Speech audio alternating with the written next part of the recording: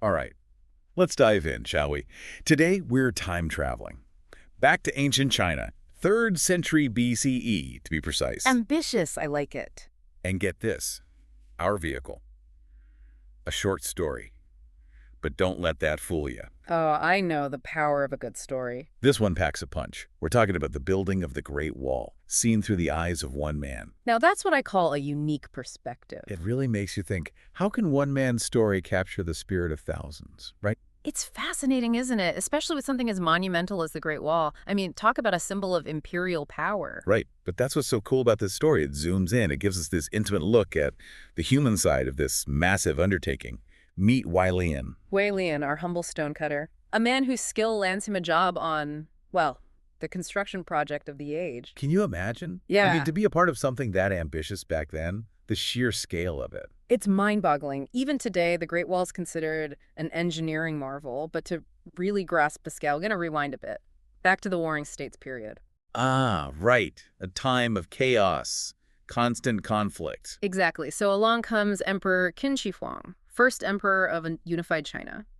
And he's got this vision, the wall, a symbol of his newfound power, a defense against invaders. A pretty bold statement, huh? Oh, absolutely.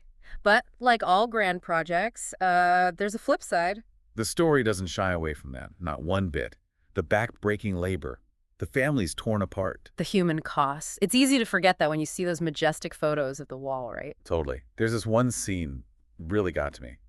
Wei watches as a fellow worker just collapses. Exhaustion just gives out. A stark reminder that behind this feat of engineering, behind this symbol of unity and strength, We're real people with real lives. in real sacrifices, like Wei being separated from his wife, Xiaomei. That really adds another layer of depth to it, don't you think? Absolutely. It makes his actions even more powerful. Knowing all he's endured, he decides he wants to leave his own mark on the wall. And not just any mark, a poem carved into a stone, a hidden tribute to all the nameless workers, the ones history might forget. Whoa, an act of defiance, right?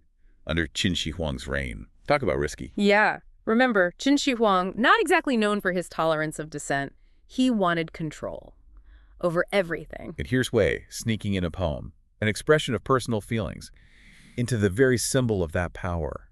So gutsy. It's incredible. And the poem itself, forget the grand narratives, forget the official pronouncements. It's all about unity, strength, remembrance. Yeah.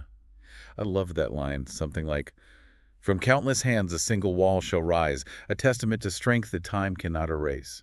Powerful stuff. So simple yet so profound. It really gets to the heart of it, doesn't it? That human need to connect with something bigger, to leave a mark, a legacy. It's a universal feeling. Timeless, too. And it gets me thinking, that image of the stone hidden within the wall, almost like a time capsule. Buried treasure, a message in a bottle. Exactly. Wei knowing it might never be seen. But hoping, just hoping that someday it would speak to someone, generations later. And isn't it amazing? That's exactly what happens.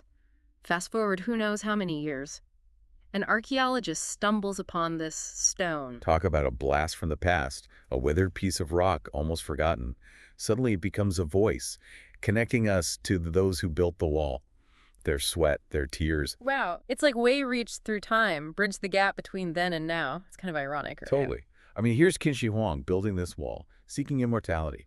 But it's Wei Lian's story, his simple act of carving a poem that truly lives on. Incredible. A testament to the power of individual stories. And it challenges us, doesn't it? To look beyond the emperors, the dynasties. To remember that history is made up of countless individual lives, each one with a story to tell. A story that deserves to be heard. It really makes you ponder, doesn't it? What will remain of our time? What will future generations unearth about us? What will they make of our actions, our creations? It's a fascinating question to consider, isn't it? What messages are we sending to the future, intentionally or not? And how will they interpret them? Lots to think about. Until next time.